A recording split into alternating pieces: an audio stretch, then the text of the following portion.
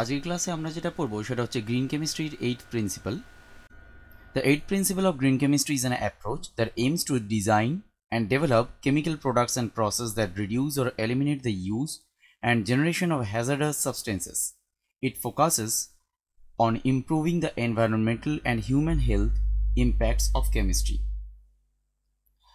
মানে ওভারঅল এটার যে স্টেটমেন্ট সেটা হলো minimize use of derivatives to avoid requirement of additional reagents and production of additional waste। মানে সিম্পলি যদি আমরা এটাকে বলতে চাই তাহলে এখানে একটা উদাহরণের মাধ্যমে আমি দেখাতে চেয়েছি, সেটা হচ্ছে বাঁদিকে দেখো আমাদের একটা স্টার্টিং ম্যাটেরিয়াল আছে, এটা হচ্ছে আমার স্টার্টিং ম্যাটেরিয়াল। এই স্টার্টিং ম্যাটেরিয়াল অ্যাকচুয়ালি আমার দুখানা এখানে গ্রুপ আছে, দুটো ফাংশনাল গ্রুপ। তা আমি এখানে একটা যদি রিয়েজেন্ট ইউজ করি সেই রিয়েজেন্টটা অ্যাকচুয়ালি যে কোনো ফাংশনাল গ্রুপে রিঅ্যাক্ট করতে পারে, রাইট? মানে এখানে একটা মনো সাবস্টিটিউটেড প্রোডাক্ট হতে পারে, এখানে একটা ডাই সাবস্টিটিউটেড প্রোডাক্ট হতে পারে।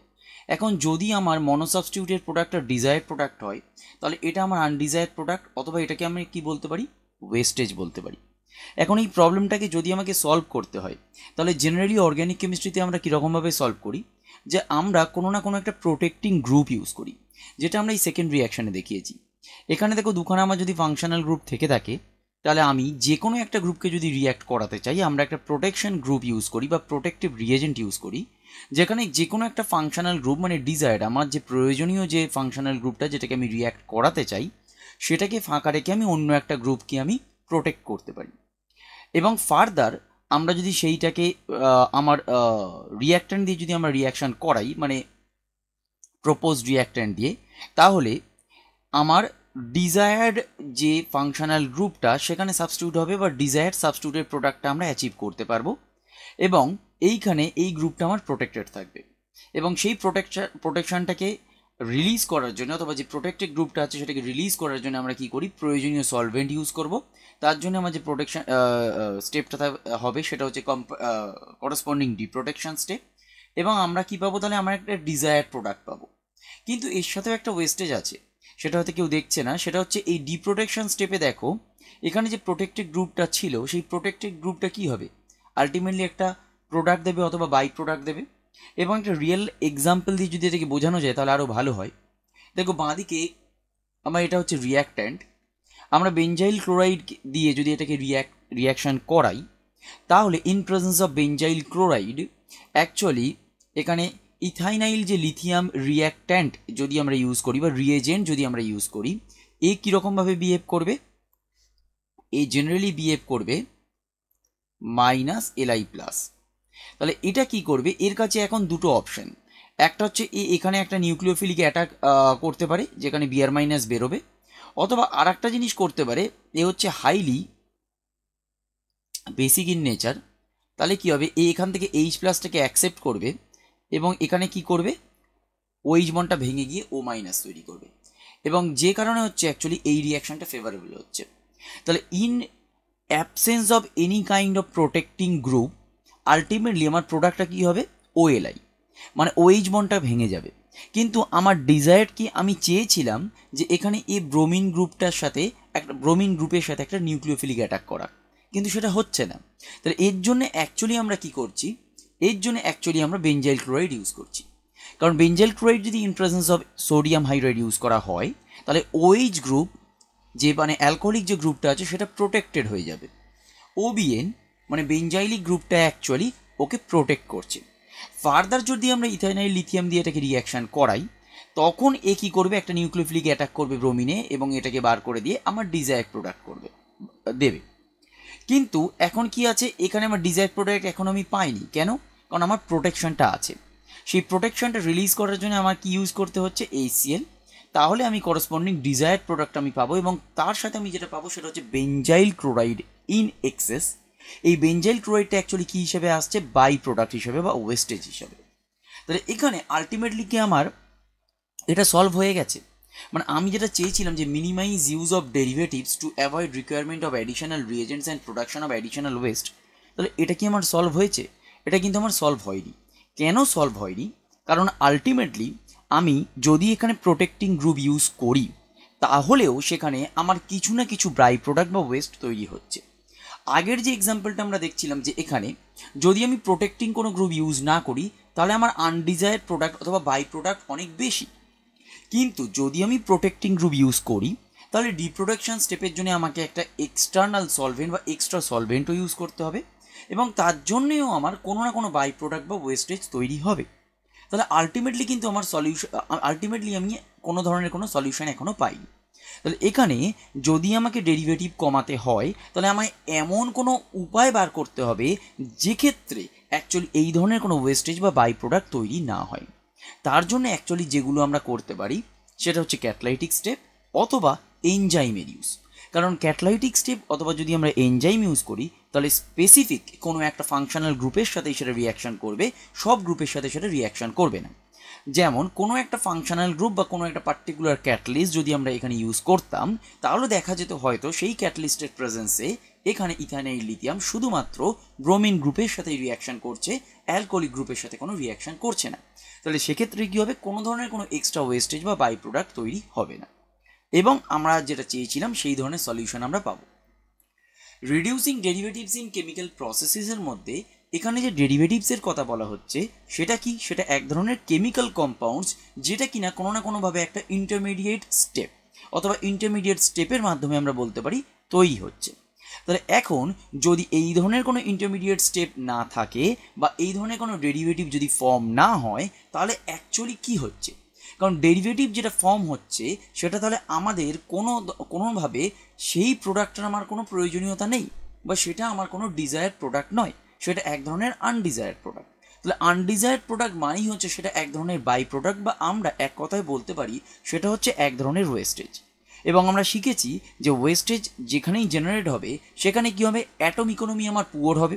অ্যাটম ইকোনমি আমার পুয়ার হওয়া মানেই হচ্ছে আমার সেখানে এফিসিয়েন্সি পুয়ার হচ্ছে। তাহলে ডেরিভেটিভস যেখানে তৈরি হচ্ছে সেখানে একদিক থেকে তোমরা বলতে পারো যে আমার অ্যাটম ইকোনমি পুয়ার হবে, ওয়েস্টেজ তৈরি হবে, এবং ওয়েস্টেজ যদি তৈরি হয় তাহলে আলটিমেটলি আমার এফিসিয়েন্সি মানে সেই রিয়াকশনের এফিসিয়েন্সিটাও কম। এখানে অনেক ধরনের চ্যালেঞ্জেস আছে যেটা আমরা পরের স্লাইডে বা কিছু কোন পরে পড়ব, এবং কিছু স্ট্র্যাটেজিসও আছে যে স্ট্র্যাটেজিসের মাধ্যমে আমরা কি করতে পারি, এই ডেরিভেটিভটাকে আমরা কমিয়ে দিতে পারি। তাহলে প্রথমত দেখা যাক যে ডেরিভেটিভ কমালে আমাদের সুবিধাটা কী হবে, হোয়াট আর দ্য বেনিফিটস। প্রথম বেনিফিট হলো কি, যে এফিসিয়েন্সি বাড়বে। এফিসিয়েন্সি বাড়বে কেন, কারণ ফর এক্সাম্পল এখন এ টু বি কোনো একটা রিয়াকশান যেখানে 6টা 7টা বা 10টা স্টেপে হচ্ছিল, হতেই পারে সেই রিয়াকশানটা এখন 2টো বা 3টে স্টেপে হচ্ছে ইন প্রেজেন্স অফ ক্যাটালিস্ট অথবা in presence of a particular enzyme. তাহলে কি হলো, সেখানে আমার এনার্জি কনজামশান কমে গেল এবং টাইম কনজামশান কমলো। এছাড়াও প্রচুর পরিমাণে রিয়াক্ট্যান্টস অথবা রিয়েজেন্টস এবং সলভেন্টস এখানে ইউজ হচ্ছিল। কেন, কারণ 6টা স্টেপে রিয়াকশান হচ্ছিল। এখন সেই 6টা বা 7টা স্টেপের বদলে যেখানে 3টে স্টেপে রিয়াকশান হচ্ছে, আলটিমেটলি আমার এনার্জি কনজামশান কম, টাইম কনজামশান কম, এবং রিয়াক্ট্যান্টস অথবা রিয়েজেন্টস এবং যে ধরনের যে সলভেন্ট ইউজ হচ্ছিল তারও কনজামশান কমে যাবে।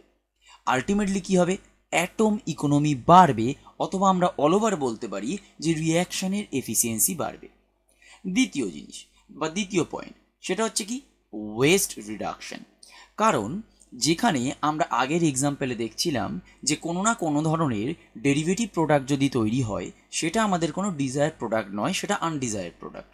এখন যদি কোনো আনডিজায়ার্ড প্রোডাক্ট তৈরি হয় সেটাই হচ্ছে আমার বাই প্রোডাক্ট বা ওয়েস্টেজ, আর ওয়েস্টেজ তৈরি হওয়া মানেই তো অ্যাটম ইকোনমি কমে যাওয়া। তাহলে এক্ষেত্রে যদি আমরা সেই ডেরিভেটিভ না তৈরি করতে পারি অথবা এমন কোনোভাবে আমরা এমন কোনো একটা রিয়াকশান প্রসিডিওর বার করতে পারি যেখানে এই ধরনের কোনো ওয়েস্টেজ বা ডেরিভেটিভ প্রোডাক্ট তৈরি হবে না, তাহলে ওয়েস্টেজ জেনারেশন কমে যাবে।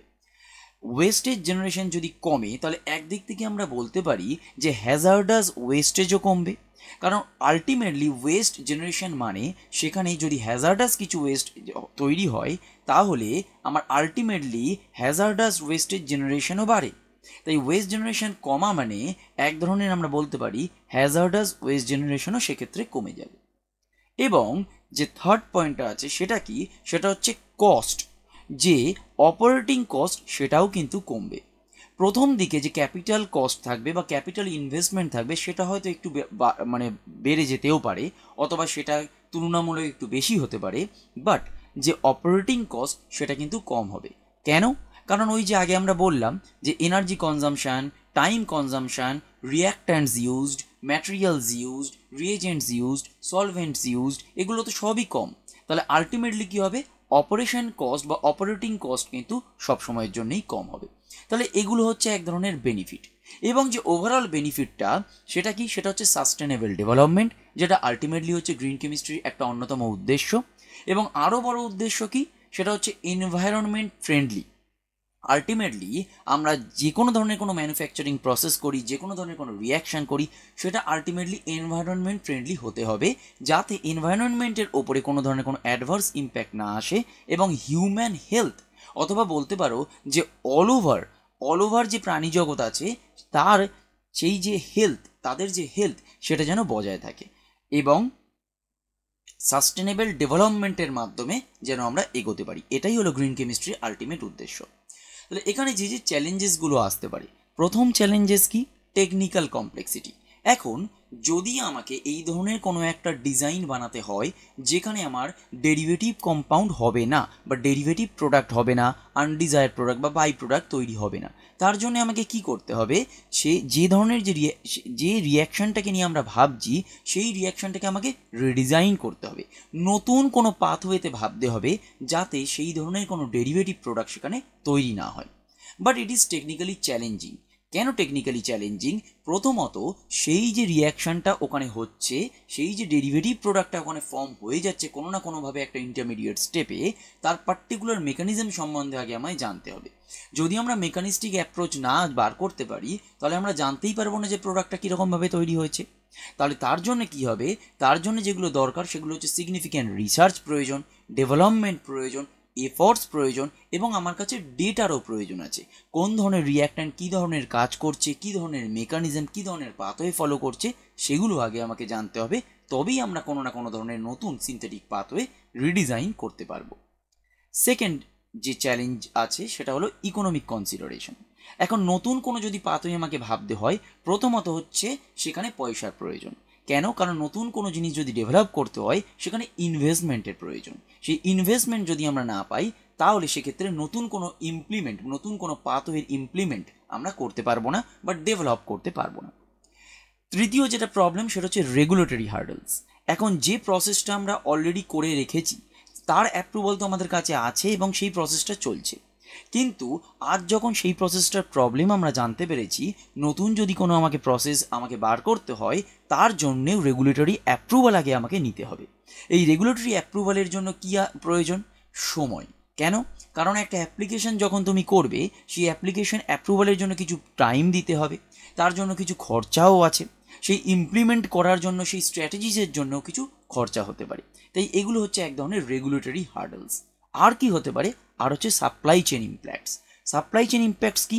যে এক্সিস্টিং প্রসেস আছে তার সাথে সবাই জেনারেলি কাজ করে ফেলেছে, যেরকম সাপ্লাইজ আছে, তার করসপন্ডিং কাস্টমার্স আছে এবং তার স্টেক হোল্ডার্সও আছে।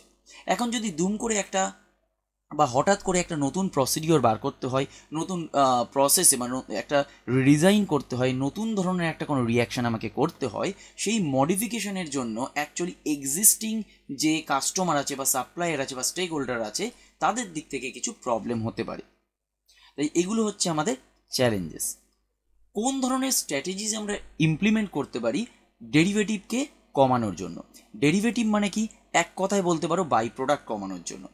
প্রথম জিনিস হচ্ছে ক্যাটালিসিস। ক্যাটালিসিস আমরা আগেও বলেছিলাম যে বাই ইমপ্লিমেন্টিং অথবা বাই অ্যাডিং ক্যাটালিস্ট অথবা এনজাইমও বলতে পারো।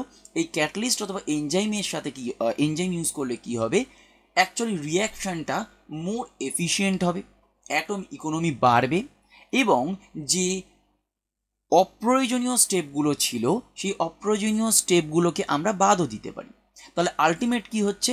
আলটিমেট হচ্ছে ক্যাটালিস্ট যদি আমরা ইউজ করি as small as number of স্টেপসে আমরা সেই রিয়াকশানটাকে করতে পারি।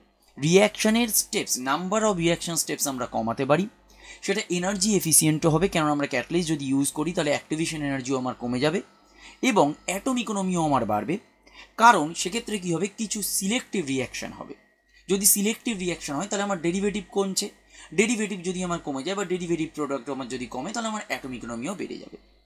রিয়াকশান রিডিজাইন করা, নতুনভাবে আমাকে ভাবতে হবে, নতুন কোনো সিনথেটিক অ্যাপ্রোচ নিয়ে আমাকে ভাবতে হবে, যে অ্যাপ্রোচের মাধ্যমে অ্যাকচুয়ালি আমরা কি করতে পারবো, যে নাম্বার অফ ইন্টারমিডিয়েট যে স্টেপসগুলো আছে সেগুলো কমাতে পারবো।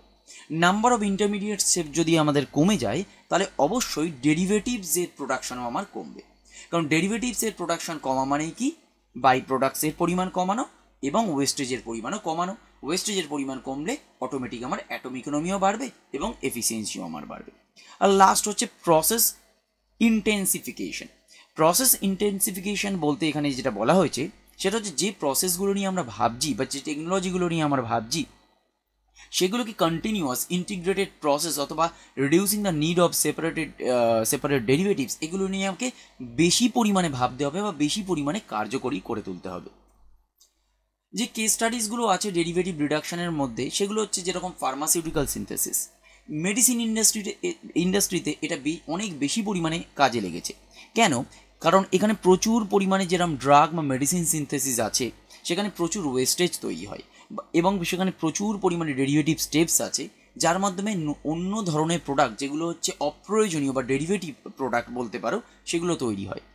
এবং এই গ্রিন সিনথেসিসের মাধ্যমে আমরা এমন কিছু সিনথেটিক অ্যাপ্রোচ বার করতে পারি যেখানে সেই ধরনের ডেরিভেটিভ প্রোডাক্টকে আমরা নেগলেক্ট করতে পারি বা production of that kind of derivative প্রোডাক্টসকে আমরা কমাতে পারি। তাতে কী হবে, আমাদের ওয়েস্ট প্রোডাকশন কমে যাবে এবং অ্যাটম ইকোনমিও বাড়বে এবং ওভারঅল রিঅ্যাকশন এফিসিয়েন্সিও বাড়বে। Polymer production, second point. আমরা এটা খুব ভালো করে জানি যে আমরা যখন কোনো পলিমার প্রডিউস করতে যাই, এই যে অলিগোমারাইজেশন স্টেপস বা পলিমারাইজেশন স্টেপস আছে এগুলো কিন্তু এক ধরনের মাল্টি স্টেপ প্রসেস। আর যখনই কোনো মাল্টি স্টেপ প্রসেস হবে তখনই তো ডেরিভেটিভ ফর্ম হবে, তখনই তো বাই প্রোডাক্ট ফর্ম হবে, তখনই তো ওয়েস্টেজ জেনারেট হবে।